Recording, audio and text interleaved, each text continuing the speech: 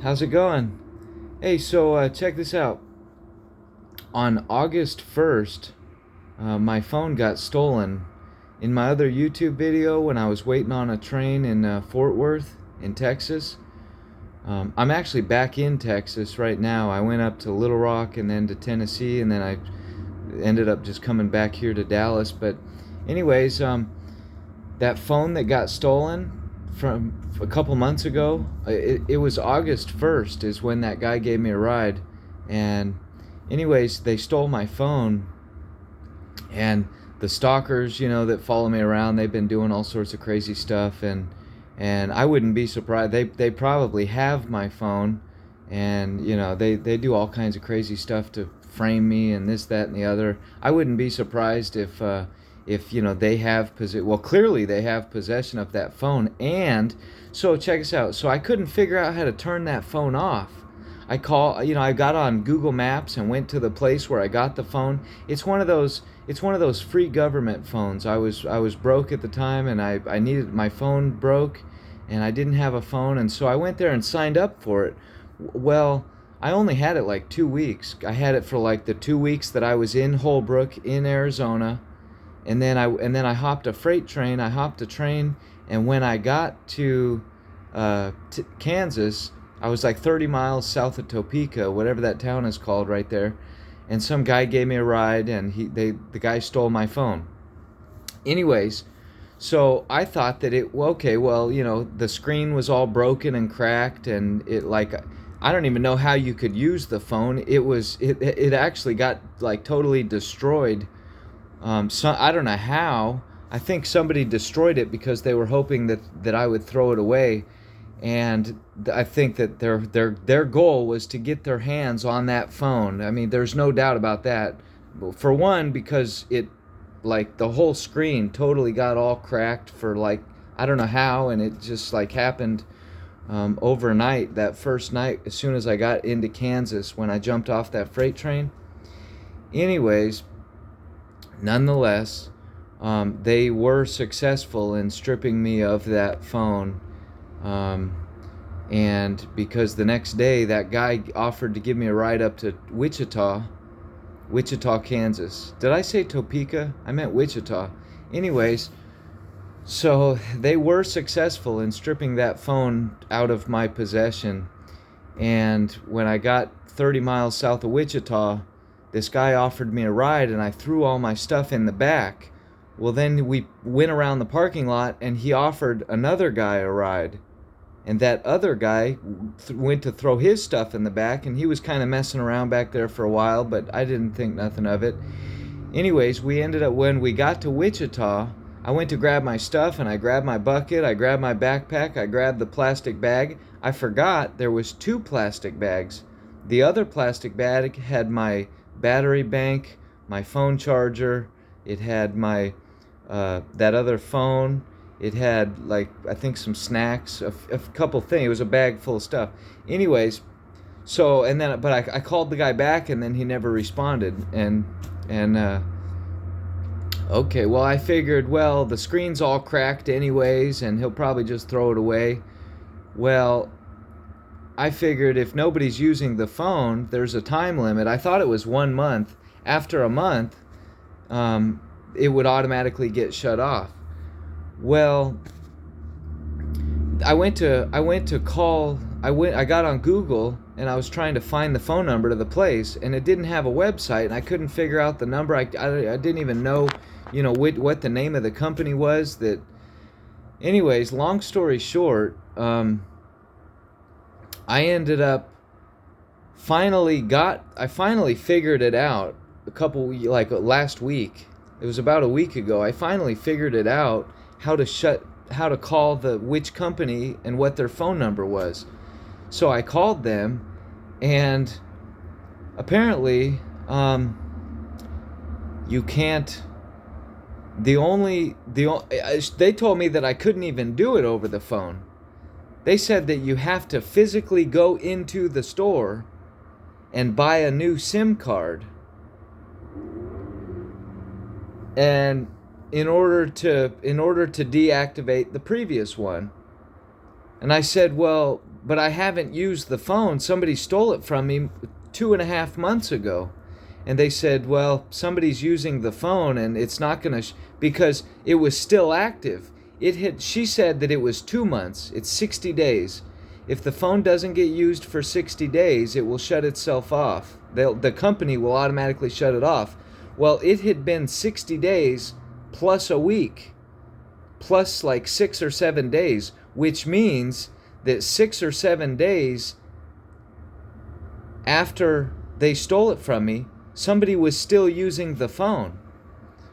So somebody has possession of that phone, and they have been using it up to a week. I know 100% for a fact that they used it a week after they stole it from me. So, which is the only reason why it's still on.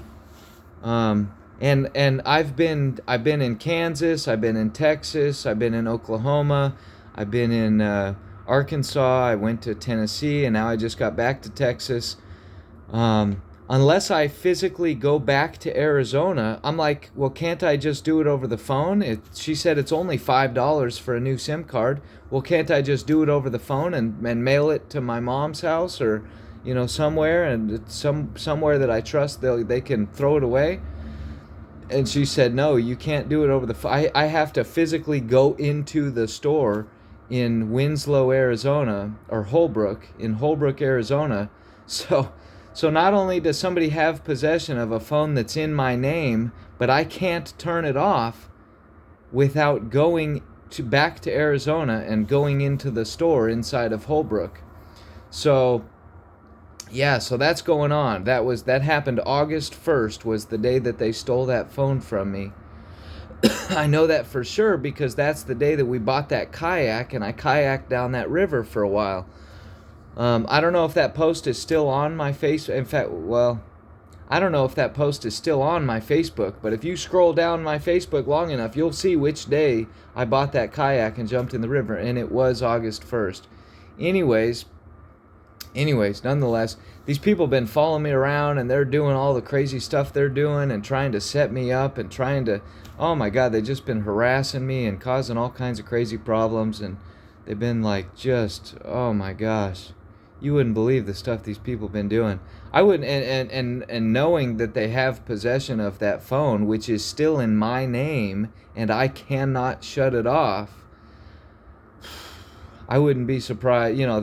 They might be trying to frame me. They might be taking that phone and putting it in my bucket while I'm asleep at night, or when I leave my backpack next to the train tracks. They might be putting that phone in my bucket and saying, "Oh, look, he's a liar. Look, we went through his stuff and here's his phone." You know what I mean? That's the kind of stuff they've been. When I was in Texas, I jumped off this one train outside of Abilene just about a month ago, and they were trying to get to my bag and my bucket. They were trying to get to my stuff. I know because checks out. I was at the truck stop, which is like a mile. It's like right off the train tracks, but it takes you, a half hour to walk over there. I was sitting there. Well, I started walking across the street to the other one. There's like two. As I was walking across the street to the other one, they blew a train horn. It sounded like there was a train sitting on the tracks. So I walked over there thinking, oh, well, here's my ride to get out of here. There wasn't no train. Why would somebody take a train horn and blow it? Well, as I was walking to the tracks, like 5 cars raced past me, and they went up ahead and disappeared. Well, I walked over there, didn't see a train, so I started walking back. And then all 5 of those exact same cars, full of young people. These are not like old. These are not. They weren't adults. They weren't like. Well, they might have been adults. They were young adults. They weren't. These weren't like just random people that lived in the neighborhood. These were like the stalkers trying to cause. And I'm 99% sure what they were trying to do was strip my backpack and my gear from me for a while, and then as I walked back over there, they would race back over there and put it back real quick. And I wonder why, I think they're trying to frame me. I think that they probably have, those are probably the people that have possession of my phone. And and not only that, but they always do this weird stuff with like underage girls. They and it used to be honest. Like back when I was in Boise, Idaho, I was homeless, living on a bicycle, and I would like hang out in front of the gas station, and they would have all these little underage girls in bikinis and stuff, like they just came from the river. They would all come up and like flock around me and walk around and stuff. So I would like move and get the hell away from them, and then they would follow me, you know, and they would follow. Oh my God, it just drive you nuts. Anyways. And so, you know, they get some guy to pull up in a car and kind of sit there and record you with his cell phone, and just like what the hell is wrong with you people, you know? Trying to make you see. But it used to be honest. See, back in the day, it used to be honest. At least they would just put people in front of you and see what you do. Nowadays, it's become more and more dishonest as time has gone on. I've realized that because, like, you know, I'm not some sick weirdo I'm not like some pervert or some shit. And so, you know, of course, they never catch you doing anything wrong.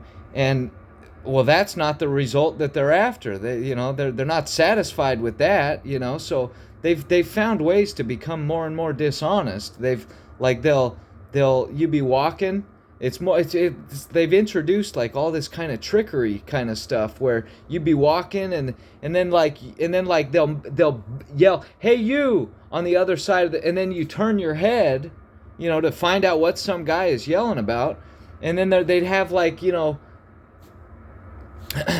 some like lady with a shopping cart full of kids or somebody with a bunch of underage, you know, and it's like.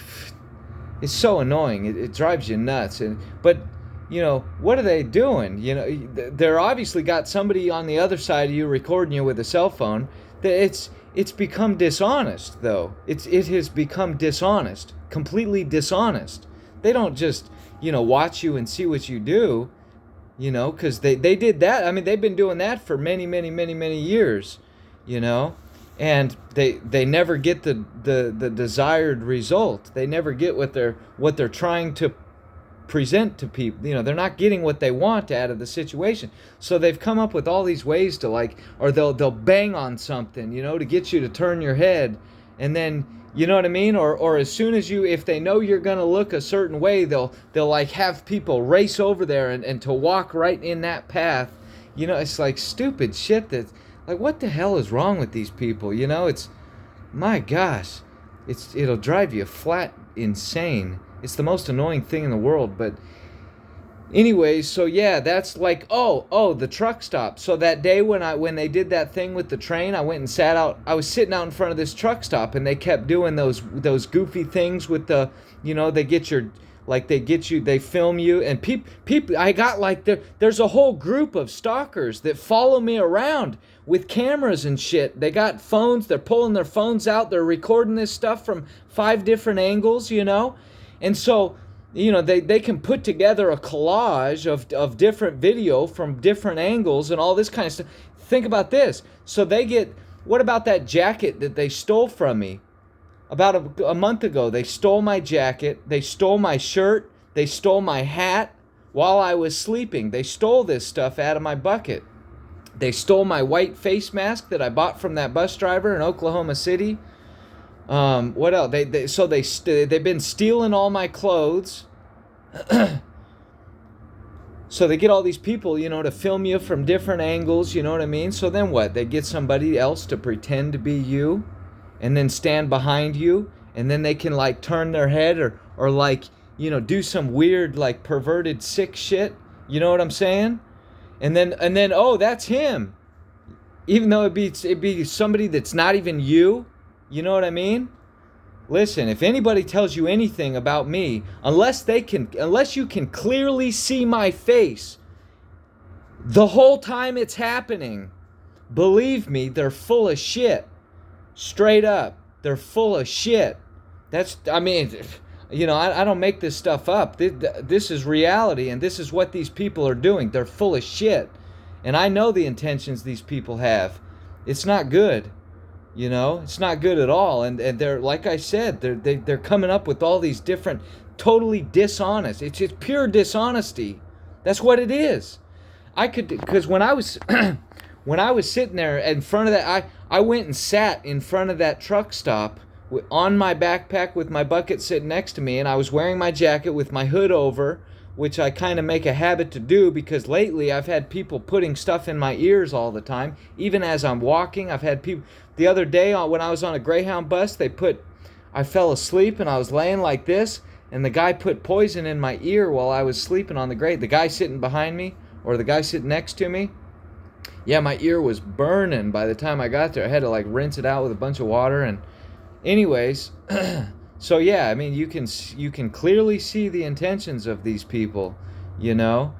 Well, that day at that truck stop, I was sitting there, and I would turn my head, and out of the corner of my eye, I could tell there was somebody in the window that was like spying on me, like the whole time I was sitting there. Well, you can tell what they're doing. They got their phone out, and then they get some underage girl to walk by you, and they got their phone out and they're recording you, just to see if you like do some weird sicko, like ridiculous. Dude, anybody that knows me knows that's ridiculous. That's absolutely ridiculous. Nothing more, nothing less. It's pure ridiculous. But, for anybody that doesn't know me, anybody that doesn't know better might be stupid enough to believe it, That's the thing. Unless you can clearly see my face. Look, I got a big scar on my neck. I got a big gash on my forehead. I had stitches above my eye right here. Well, you can't really see it in this light, but you know what I mean? Sometimes if I've been traveling for a while and I don't have a razor, I have a mustache right here. Unless you can clearly see my face, believe me, these people are up to something. These people have been following me around and playing out these little schemes and doing a bunch of dishonest trickery and dishonest schemes and setups, and they're trying to present an image to the public that is completely dishonest, and it's an absolute lie. And people, anybody that doesn't know any better might actually believe it. That's a scary thing. That's a very scary thing. And I don't mind dealing with the consequences of choices that I'm actually making. But I don't want to deal with the consequence of something I didn't even do,